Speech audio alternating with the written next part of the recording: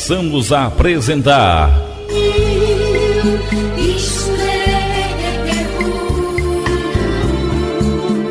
a leitura comentada da Palavra de Deus.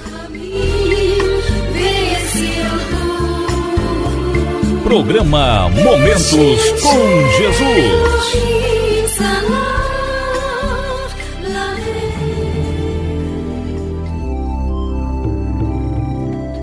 Leitura comentada da Palavra de Deus. Nós vamos ler, comentar e, com certeza, meditar no texto sagrado que se encontra no livro de 2 Samuel, no capítulo 5, a partir do versículo 17. 2 Samuel, capítulo 5, a partir do versículo 17 até o 19.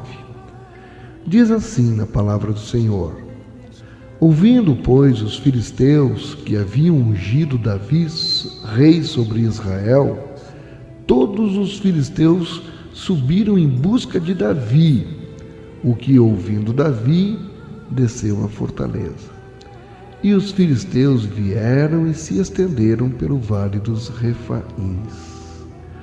Muito bem, antes de continuar o texto, vamos entender o que está acontecendo aqui.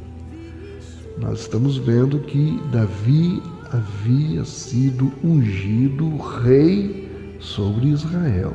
Então, os filisteus se revoltaram e se levantaram em busca de Davi. E Davi, ouvindo isso, procurou se refugiar. Ele desceu até a fortaleza. Na nossa vida é interessante também, veja que foi um momento importante na vida de Davi. Ele havia alcançado um objetivo muito elevado. Ele havia sido ungido rei sobre todo Israel. E é impressionante na nossa vida, como eu estava dizendo, quando nós chegamos num determinado ponto que, do ponto de vista humano, nos coloca numa posição diante dos demais, numa posição de liderança ou de certo destaque, pela providência de Deus, pelo propósito de Deus também. É impressionante como os inimigos se levantam. É impressionante como os inimigos se levantam. E aqui no caso de Davi, a gente vê na Bíblia, os filisteus se levantaram e saíram atrás para acabar com Davi. Mas Davi foi se refugiar.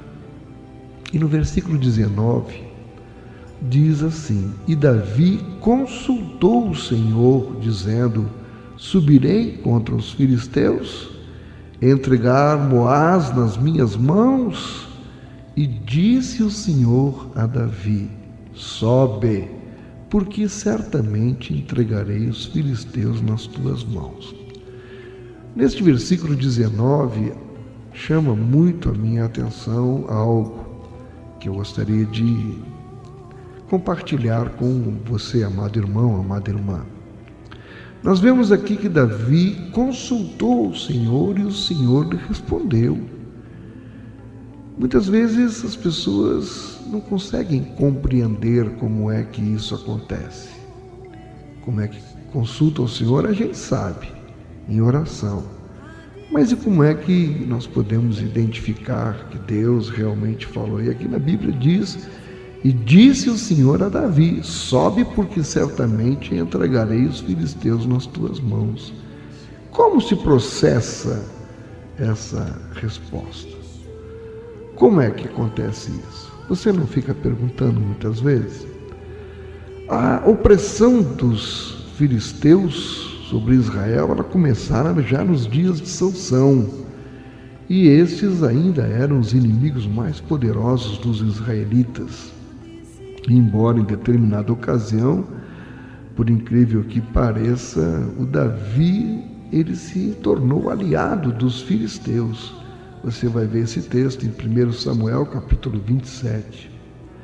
E por ocuparem a maior parte do território ao norte de Israel, aparentemente não importunaram Davi, enquanto ele era apenas o rei de Judá, que ficava ao sul. Porém, quando souberam que o novo rei planejava unificar Israel, aí eles se preocuparam e procuraram detê-lo. Quando diz aqui que Davi procurou a fortaleza, desceu a fortaleza, essa fortaleza aqui é a montanha que servia como proteção e ela ficava situada no deserto de Judá, que Davi usou para se defender de Saul. Mas voltando à pergunta que eu fiz ainda há pouco. Como é que Davi recebera ou receberia uma mensagem assim tão clara de Deus, não é?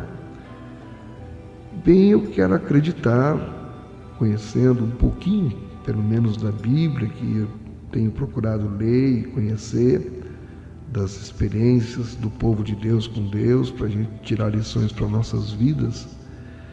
Ele deve ter orado, conversar com Deus, ele foi buscar em oração. E ele agiu, eu não encontro outra explicação senão a de, provavelmente, é evidente que foi o Espírito Santo que falou com Davi.